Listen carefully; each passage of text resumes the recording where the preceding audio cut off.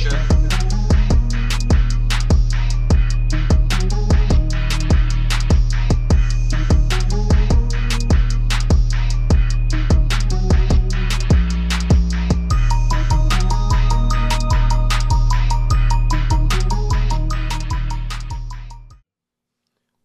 everybody, welcome to the Soul Memphis podcast. It's your boy David Foster. Hey, look, I'm praying for my brother this week. Dante Pryor is not with us. Look, send out prayers to him.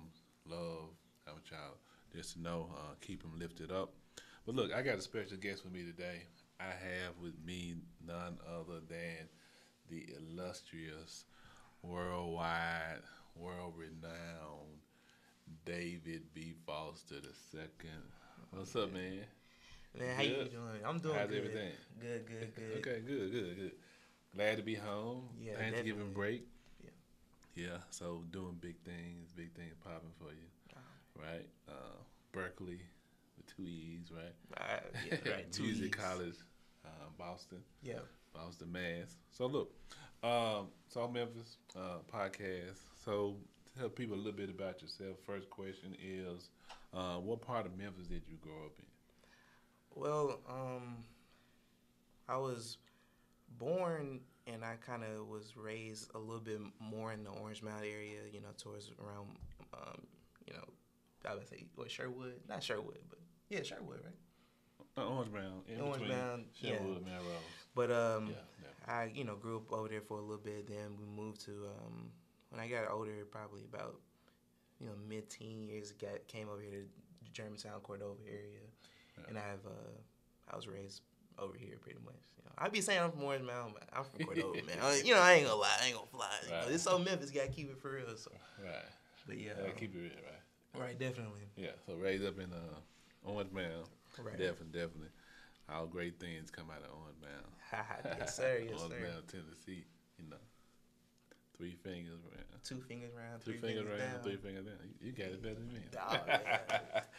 Yeah. So look, Orange Mound, definitely born and raised, proud Memphian. So if you were to describe Memphis in one word, what would it be? Man, I mean, it's kind of, I would say opposite, but I would say indescribable. I mean, just the people that come out of Memphis, it's so much, so many gifts here, so many great just artists, people so gifted with their hands, they're gifted with their voices, gifted just with their spirits, they can carry themselves in multiple scenarios and they can fit and plug and play in different places, and I don't feel like a lot of cities are like that. I really don't think that there's anybody like, any city like Memphis, Now you being biased? Personal bias aside, like, I mean, I've, not trying to brag, I've been around the, United States, and it's just. I mean, other cities have great talent, definitely. Detroit, Chicago. Yeah. Man, I'd say ATL, Houston. Yeah, definitely. Like Detroit, Jay Dilla from Detroit, right. Big influence. Different people come from different cities. Yeah, definitely. But definitely, Memphis is right there in the mix of it. We talked about this. We had I Make Mad Beats song. Yeah. Shout out to Mad Shout out to him. Beats. I want him out, Tennessee as well. Yes, sir. Went to New York, well around a lot of the greats. Work with a lot of different people. Definitely. And so we broke it down to how that Memphis sound has become now the sound of hip hop. Yeah. And so we talked about that. So you're not far off in my opinion. Yeah. But Memphis definitely great history. Of course. And as right now, Memphis running the hip hop scene. Yeah. Memphis running the hip hop scene. It's our time to shine. So shout out to all the Memphis rap artists who out there holding it down, and as well just different musicians, instrumentalists, whatever the particular tag you want to put on them. Definitely. They playing and moving and shaking in different circles. Yeah. Different singles. Different places. Yeah. PJ Morton. Yeah. Cameron Whalen. Yeah. Caitlin Carr. Yeah. So we got people that's doing big things out of Memphis. What's my guy named that played with Maroon 5? Now, Yeah, PJ Morton. no, no. Yes, Solomon. Solomon. Oh Yeah, yeah, shout out to yes. Solomon. Solomon, yeah. Yeah, yeah, Solo. shout out to Solomon. Yeah, yeah. So we got people around the way that doing everything. There's other people out there we can't call everybody names. Yeah, yeah, yeah. Yeah, but those people we know personally. So indescribable, like Memphis. I said I know you was gonna come with the thunder on that one, right?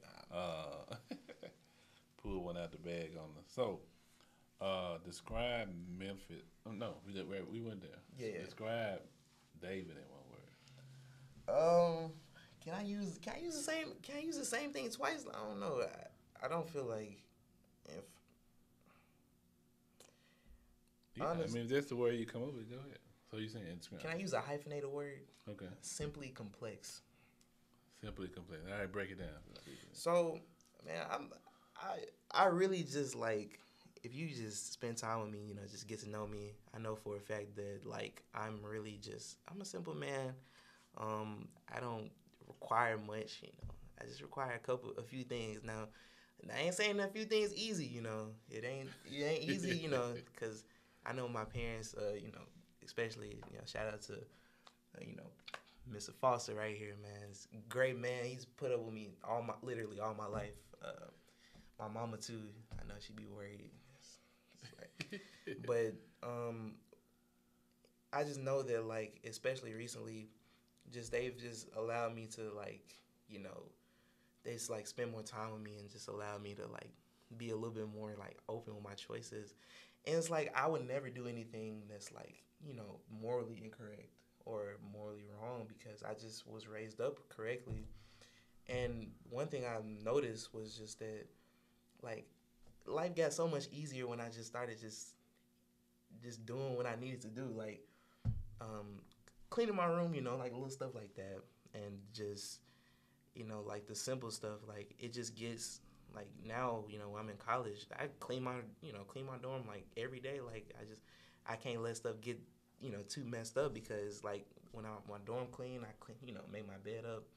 Just like simple stuff, like it helps the day go by smoother. Just helps everything go by easier. You know, every morning I watch class. This is something you know you taught us that listen to Psalm 91. Right. Okay. Okay. Good. Yeah. Definitely. So just like I don't require too much. You know, just besides sleep, you know, eating, practicing, just music. So you know, it's like sleep, eat, you know, practice. You know, pray, sleep. Eat music, pray. Yeah. Yep. Back. Same. Sleep, eat, music, pray. Yeah. Sleep. Right. So just you said basically having a good foundation. Yeah. Yeah, but simply complex. Yeah. The best way you describe yourself. Yeah, because it gets a little finicky when you get into it. Like, but it's all just really simple. Like if you just put it in perspective. So that's just something I always just try to, especially recently, just trying to like you know put it all into the simplest terms. So are you hard to deal with? Difficult, easy to deal with? So you simple, complex. So that's what I'm saying. How it depends. Like I mean, I'm gonna be honest. Like a lot of like, especially as growing up, like I've always like this is gonna sound a little spoiled, but I've like always had stuff my way, and like once stuff like go like the right way for me, like. And I know it's not always like the best to be my way, but when it goes like that, it's just so much simpler. It's easier. It's just like, oh yeah, well, you know, it's like, oh yeah. Well, like, I think this, cool, but everybody's like that though. Yeah, yeah, I mean, when things go their way, but what does that mean? Like when things go your way? I would say anything that like isn't not my way, like, cause like. I be thinking about like situations, and I be thinking about how things are gonna play out. Like I've always been taught, you know, just to think a step ahead, like think further than just right now. So, I mean, when I'm dealing with people, when I'm doing stuff, like I think like it's like a chess game. You know, I think several moves ahead, right? Because it's easier. It's easier to deal with stuff like that. Like, you know, just people. You know, people are ugly. Just the moves you make, and then consequences. Yeah. Of your moves, and then that's not always a bad thing because a lot of times we say think about things before you do them. Yeah. And think about the consequences of them, but you should also think about that in a positive way. Yeah. You know what I'm saying? Like, before I make a move, how would this affect me positively Like, down the road? Where's this gonna get me? Right. Yeah, right, where's right. it gonna get me? Is it worth the effort, the energy, the time? Yeah. The sacrifice. The effort, right? Yeah, So man. if not, then you can make a better move or make a move at a better time, later date. Yeah. So that's what I'm thinking. So moving from Memphis to Boston, definitely transition. Yeah. But how would you describe that? So like growing up in Memphis, young, black, gifted, right, and then now going to Boston, still young, Still black. Right. still gifted, right? Yeah. Wow. So how would you describe that transition? That's good. You should put that on a T-shirt, man. Still, my bad. Still young, still black, still gifted. Producer. Yeah, we didn't get that on a T-shirt. That's good. But Oh yeah, that is good. the transition, that's crazy. I can see that vision. That's crazy. Yeah, but the transition from Boston to Boston, it was just something that I feel like you and mom, y'all really prepared me for. Yeah, so you didn't even prepare for it. Oh yeah, definitely, man. I'm not gonna lie. Like I can say what I want. Like I can do whatever I want. But I know what's right. Like, and it's just like when you can feel yourself like slipping, you can always just like it's like you always get that tug. Like okay, oh yeah. Like first week, I'm not gonna lie. Like college, I was like staying out late and it's like just doing stuff. And then I got to the next week and we actually started getting work. I was like, okay, I gotta be back home by a certain time, Yeah. And, I had a curfew. I was at home. I'd be home by 12. Like, so I just, maintain that same curfews, getting myself back to my dorm by 12, Right. Just, having that foundation, Yeah. and seeing, the atmosphere is so different up there. There's a lot of people doing a lot of different things. There's a lot of different people coming from a lot of different places. Everywhere. Yeah, not just the United States, right? No, all over the world. Yeah, we had transfer students, people from Croatia, man. Croatia. People, Japan, China. Wow. Yeah, it's so much. And somebody Australia, I think. Or something. Yeah. Oh, yeah. Plenty of people. Australia, Canada. Yeah, Australia's actually got a big music scene, right? Canada does as well. Canada, right? Okay. Yeah. So just dealing with different people from different places. Huh? That's a Drake from Canada, actually. Yeah, he be claiming, shout out to Memphis, right? He claimed us. Yeah, well, his first cousin was one of my best friends growing up. Yeah. Oh, man. Yeah, so, transition and dealing with different people, cultures, right? So, in this climate we're in, right? We're in a climate where, well, let me say it like this. I know we're in a climate where things are heightened. Things are a lot more sensitive. Also, we're in a climate where social media is more prevalent. Yeah. So you've never really known a life without social media. No. Per se. But we have, right? Yeah. And so I know one thing that your mom always preaches is that there's always someone watching, right? And because there's cameras and phones everywhere, and people they quick with it, right? Taking them pictures and snapping the phone, right? And so living in that climate, with a lot of things that have transpired throughout the years, from Trayvon Martin to now Ahmaud Arbery. How does that play a role? Because like in Memphis is predominantly black for most people don't know. 64% African American. Actually, Memphis has the second largest African American community per capita. Of any city in America. New York is number one. Now, it doesn't have the most black people because of the size of the city. Right.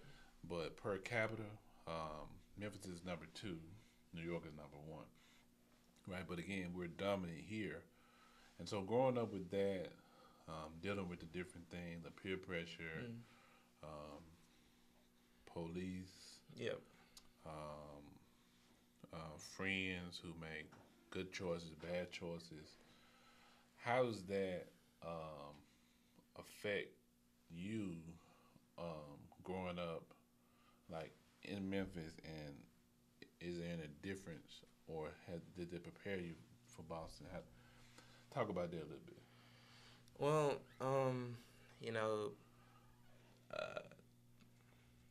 something that I've been blessed enough. I've definitely seen social media, like just seeing the various things that happen in the Black Lives Matter movement. I've seen so many killed, so many just hurt, so many just done wrong by government and justice system. Right. And I've been fortunate enough to live my life where I haven't had to worry about those anything. Right. And I'm grateful for that. But I just know that one thing that social media has made me aware of is just like it's like like these little TikToks I be getting, like sometimes it just pop up and it just be like what to do if you're in the police, what to do. Right. You get pulled over, what to do if you see police approaching you, knowing your rights and stuff. Right. And just obviously trying your best to stay in the situation and make the situation as calm as you can. Right. And I've always I'm hyper, I'm loud sometimes, but sometimes I'm calm and I know how to keep my cool in situations like that. I've been pulled over one time and it was it's going 5 over in this child school zone, but when I got pulled over I was just scared, man. It's like, man. So was it the thoughts come in your head? How was it for you? Like? Well, I was in truck and I just Dodge Ram. Right. So I'm just chilling on the way, just dropping my little brother off at school, and I was on the way get some Krispy Kreme because it was early in the morning. Just trying to bring it back to the house, and highlight went on. I was like, dang, I'm just go back home. I was a little agitated, so I drove a little quicker in the school zone. I was going like 15, 10. Like everybody else got past the police, but then I got pulled over. I was like, okay. So I saw the lights. I just turned over the side street. To put my blankets on. I mean, hazard lights on. Right. Hands on the steering wheel. Yeah. He came. He's just like, why I pulled you over? I was like, no, sir. I wasn't paying attention. He was like, 15 and 10. I was like, oh my bad. I was on the way back from I dropped my little brother off at school. Just trying to put a little anecdotes in. Yeah, diffuse. Yeah, I was like, just drop. He's like, you on the way to work? I was like, yeah, man, I gotta be back at the office. I work with my parents when I'm in Memphis, and I was just trying just put little things in there. He was like, yeah, you're fine, man. It's like he just asked me for a couple of things. I actually didn't have my wallet. It's so good. Like, God is good, man, because I didn't have my wallet or nothing. I was like, I was just rushing out the house. I told him I was just being honest. Like, I was late. I had to drop him off at school. Like, yeah. He's like, you good, man? He's like, you can't do it again. And he got my name and stuff. And like, I don't think I just got a warning or something. But it was just the fact that I got out of that situation. Like, I'm allowed to tell that. Definitely. It's something that a lot of people aren't fortunate enough to actually just be able to say, and just knowing that God protected me through that, and just knowing that I was raised to talk to adults properly, looking people in their eyes when they're talking to me, keep my head up, don't look off, veer off, even though I'm doing that a lot, but don't veer off to the side, and just actually just hold conversation without holding any aggression or anything, because I know people, they just say, like, if I get pulled over, man, I'm gonna do this. I'm like, what I'm saying? Like, let's be real, man. Like, this, you still a citizen, and they're law enforcement, so it's best to just keep respect. Don't try to jump. Like, please don't try to jump at the police, man. Somebody got hurt like that. Like, don't do that. Just try your best. That's the only thing I can say. Just keep the situation calm. Level. Just talk to them like they human. They human. They are like, human, right?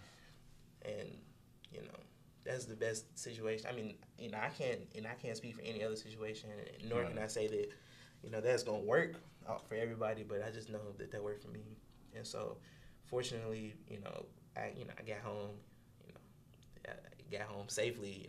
That morning, I just cried, man. It was just like wow, like that just happened, and So with all the different things going through your head about past stories and incidents, man, I prayed, man.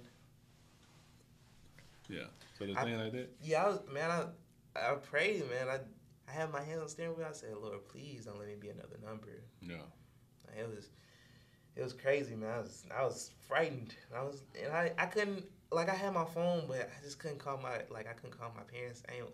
I didn't want to call y'all because I was scared. Like, I didn't want to get in trouble, but I knew I was gonna get in trouble anyway. I just should just call it. I don't know, man. But obviously, I know that call now. Just you in a situation like that, it's good to call somebody, keep them on speaker. Right. They don't. If they really down for you, they're not gonna ask many questions. Just let them be in the background. Right. Especially for my parents. Right. They know what to say. I'm gonna just try to, when you on the phone, just try to just put landmarks. Try to say where you are. I mean, just this is like little stuff. Do the conversation. Yeah, while you on the phone, just be yeah. Like, yeah, I don't even know what I'm doing in this part of town. I'm over here in Bartlett by the city hall. Yeah. I different things like that. Like just like little stuff like. Yeah, that's good, man. Definitely. Just keeping yourself just aware and just of surrounded. Yeah, and definitely keeping somebody. Because you can't text them while you. Don't text. Just look the officer. You know what I'm saying? Just try to remain in that. Yeah, I mean it's best. Like we always try to teach you guys, just like I said, hands on steering wheel. Yeah. Have respect. It's better to be able to tell a story than to become a statistic. Yeah. You know what I'm saying? And you can always be able to tell your side of the story and then, like I said, become statistic or become another number. Yeah. So dealing with that, like I said, every situation is different. Police are human. Mm-hmm. So, of course, they're not perfect. Yeah. And sometimes they have bad days. Sometimes they are predisposed to a certain frame of mind where they're stereotyping. We all have stereotypes. Right. Well, we all stereotype people. But sometimes they do stereotype people based upon how you look, haircut, where you dress, and color your skin. What you got on your head, got a do-rag on. What you're driving, right. So we always try to tell you, like, don't drive with your do-rag on. Right. Things like that. And not saying that anything is right or wrong, no right. You should be able to be who you are. But laws are there to protect us, right? Yeah. And so the thing you can do is to try to abide by the law as much as you can. And then anything outside of that is just up to discretion of the individual. Right. And just having that situation, right? Yeah, and most of the time, I won't say most of the time, but like a lot of times, you can definitely your situation would be a lot better if you just remain. It's hard, but you gotta remain calm. Right. Just be honest. Like, we black, man. It's hard. It's harder, it's scary. Right. Like, you get pulled over. Just hypothetically, if we got pulled over, it's four of us, in the car. Right. You just trying to protect your family. Like, you don't know what's about to happen. Right. You gotta. There's that thought in your mind at all times, and you think about that. Yeah, you know what I'm saying? It adds an extra layer to that. And like I said, remain calm. Definitely. Police training is very detailed. Like, they're trained to do different things. Like I know a couple things. They're trained to look at this vein right here, cause when you're nervous, it pumps a different type of blood, and it'll start doing that. It'll start beating, and then also right here, your temple. It'll start doing that. Like, these are some things that happens unconsciously, but sometimes when people nervous, they'll do that. But sometimes a person just nervous because they're scared, they fear for their life. You see what I'm saying? Yeah. But they are trained to look at those type of things, and so that's a good thing. I'm sorry. That's a good antidote. What you're saying is to remain calm. But I know I've had situations. Your mom had situations. I had several situations where police have harassed and planted things, and we went through different, scenarios, situations, pistols and planted things, things like that. But the grace of God, we're able to, get out of those things and come out on the winning side, Mm. you know, and still be here to tell about it. But it is a different climate now. So I think that's where social media comes into play. So how do you think that social media plays a part into your lifestyle? Not just, we know with the police, but just being young and being black. Like how does that play a part into that, like social media? Um. Well, I know one thing. It helps you foster connections. Right. Just the way that the Instagram algorithm and stuff works, it's just so crazy. Facebook, they got Meta now, Yeah. and so the idea of the entire thing is that like it all works based off of like your data, your internet history, your cookies. How you track, how you look on the web. Like they track you, and they most of the time they give you the little things like accept all cookies, Right. and people just click it unconsciously, but not knowing it's like, they looking at your shopping stuff, like little stuff, and it feeds behaviors. Behaviors, just like what you clicking on, how many times you scrolling, Right. like it's all this stuff is like in a little like spreadsheet they got it, and the thing about it is like it's all good because like if you let it work for you, like I don't feel like this might be a little like spiritual, personal bias, but I don't feel like there's any system in the world that's like not made for me. Like I feel like I can make any system work. I've done it before. Social media. I've had Instagram for like a couple years, but like in recent years I got like more following just by posting me playing, Right. posting me just doing different stuff.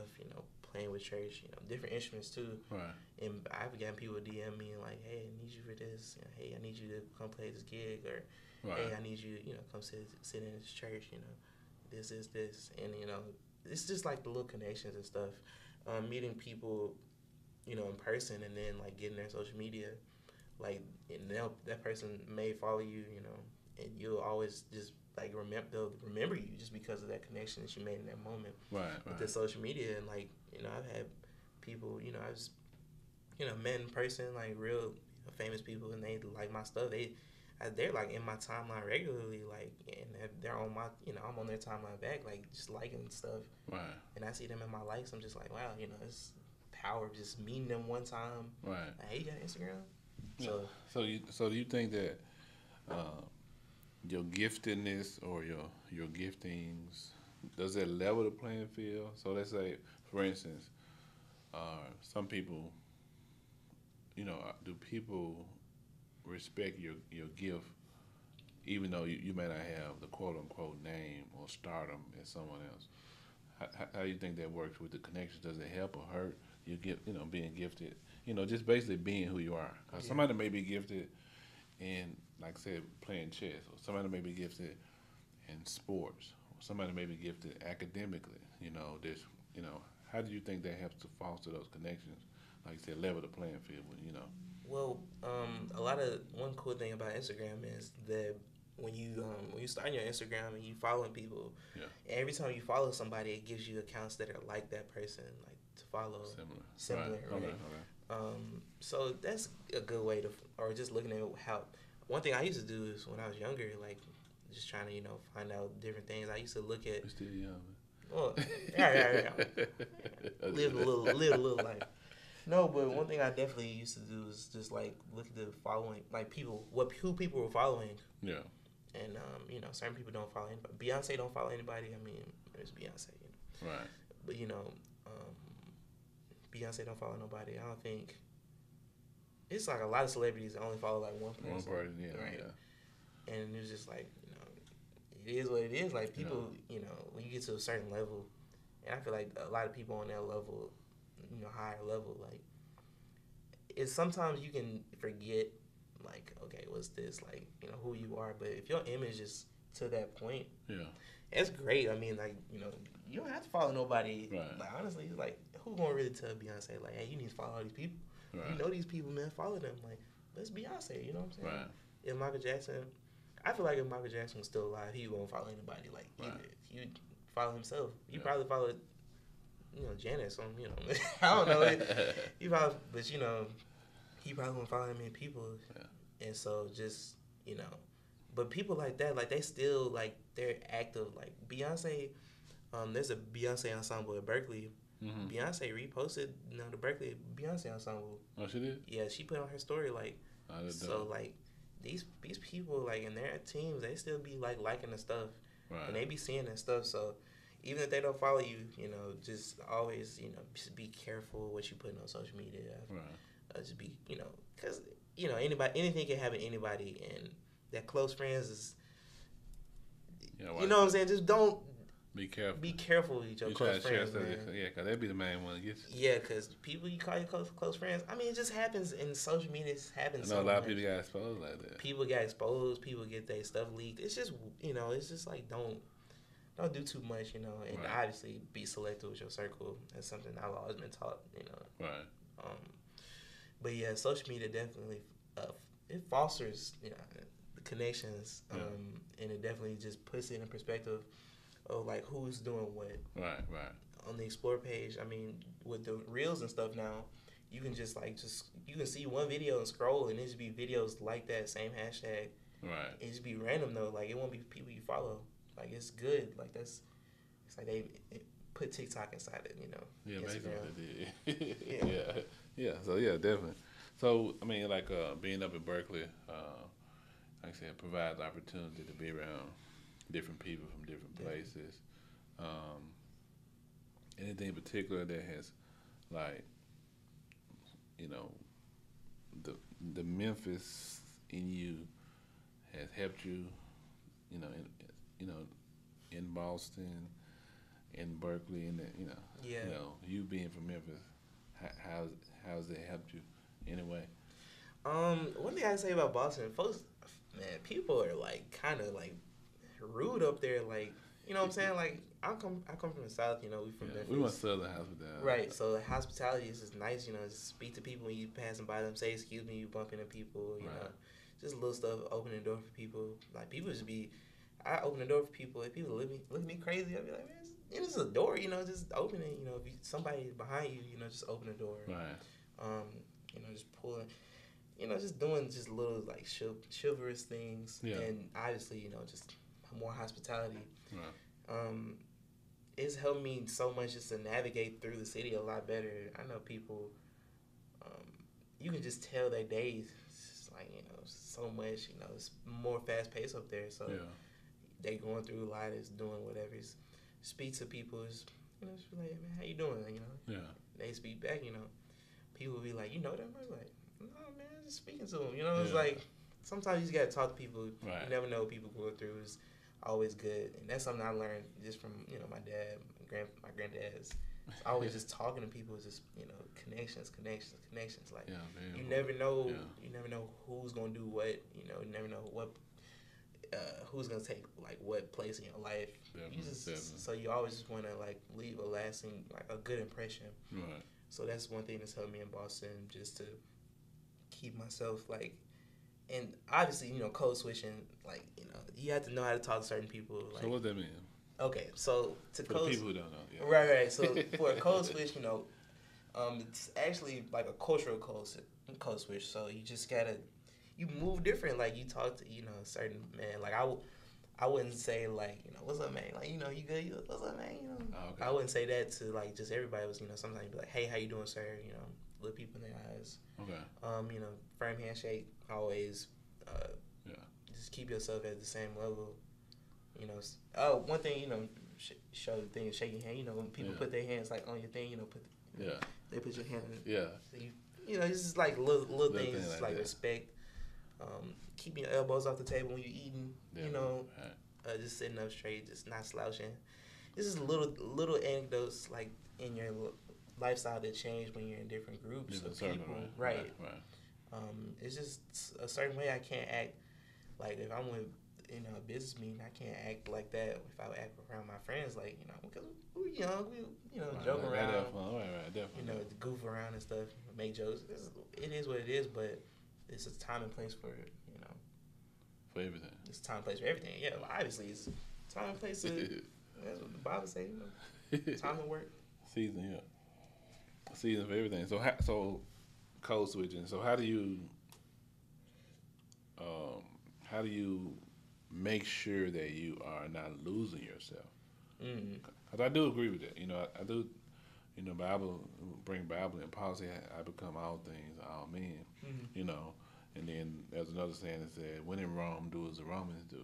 Right. Right. So I do agree with that. So, but how, from your perspective, how do you not lose yourself? Like, say, young person, Mm-hmm. peer pressure, different things are being thrown at you. How do you make sure that you keeping it real? You being so Memphis. Well, I'd say the biggest thing is just talk to some. I don't know which camera to look at. Just talk to somebody that's not where you are. Like, right. It's good to just keep, like, you don't have to keep yourself in the loop, but right. like, make sure you keep yourself in a position where you still talking the same way to at least one person. Like, right. So that's why I try to, I talk to my mom. I pretty much call her every day, but just like talking to friends in Memphis. And just being on the phone with them is just like, okay, yeah. And it's like, sometimes I might say something that I learned in Boston. Yeah. And they just be like, bro, what are you talking about? Like, you know what I'm saying? It's like, okay, oh, yeah. Good, bro, I'm talking to. Yeah. But, like, it just depends. But just definitely keeping that groundwork and somebody that's, here, that's helped me. Yeah. Somebody's like, why are you doing that? Why are you thinking like that? Like, don't think like that. Right. Or don't be like that. So... But just remember who you are. Yeah. Remember where you come from. Remember your roots, man. Remember your roots, right. And just have good people around you that they can resonate, and you can sound, like a sounding board. Yeah. That's a good thing to always have. Have good people around you, because you want to make sure that you don't lose yourself. Any level of change. That you have in your life. So. I believe that you are definitely on a path to success. You are making great strides in life. You've always been an overachiever. I've been a person who's ahead of the curve. For those who don't know it, we got two sons. David, who's 18, and Joshua 12. And so our relationship has always been different. Yeah. We talk differently, but one thing I noticed is that, you and your ability to, like I said, not settle for mediocrity. Talk about that a little bit. Man. Just especially like I said, music wise. Oh. And your career and what the things you want to accomplish. How does it help you succeed, I should say? Well, it's just a constant push. Music it moves so much, man. What's the most popular song right now literally could not be thought of tomorrow. People are always creating, and right. One thing I can say about my generation, truthfully, is it's so many geniuses in this generation. Very creative, people are so creative, thinking outside the box that people usually think outside of. It's wild, just to listen to different incorporations of music. People mixing genres. People just one thing, like I said, I was talking earlier about. You said shout out to Detroit. I was thinking about, Jay Dilla. He's a great producer. Passed away. Rest his soul. But one thing I noticed about him, and I've been listening to him a lot. He samples this is something that I've always heard my dad talk about. He samples stuff just little pull a record Ahmad Jamal pull it, put it right there. Stasis High, not Stasis High. Word is yours. Yeah. Word is yours. Yeah. I was man, this is crazy. Herbie Hancock, just jazz, right, and just putting it, splicing it, reversing it, putting it in there, making the beat fall off of the time a little bit. Right. It's little stuff make it sound more human. Right. And I've always just thought that was just so cool, and just pushing as far as strides where I want to be in music. Right. It's listening to a lot of music definitely helps. Not decline whatever people are saying they're listening to, just listen to it. Right. You get so much. I have people I know listen to a lot of blues. Right. I got people listen to rock. I have people listen to hard rock, punk, right. Punch music. I'm what the heck, listen to this. I'm But like musically, it's like little elements you can take, and people be like, "What? Yeah, Like, what's this?" Like, right. That's what makes some of the great producers. Yeah, the greatest producers. Greatest producers. They just know music, like, right. And just taking the time and studying music, like is a part of music that people, I feel like it doesn't get spoken about a lot.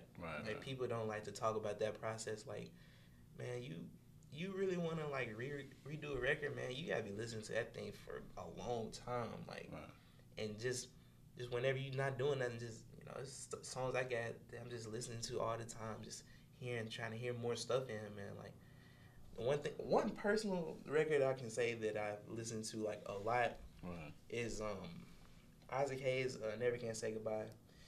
Stax record. I actually went to the Stax Music Academy also. Right. Shout out to Stax. Yeah, shout out to Stax. Appreciate Stax, definitely. Definitely.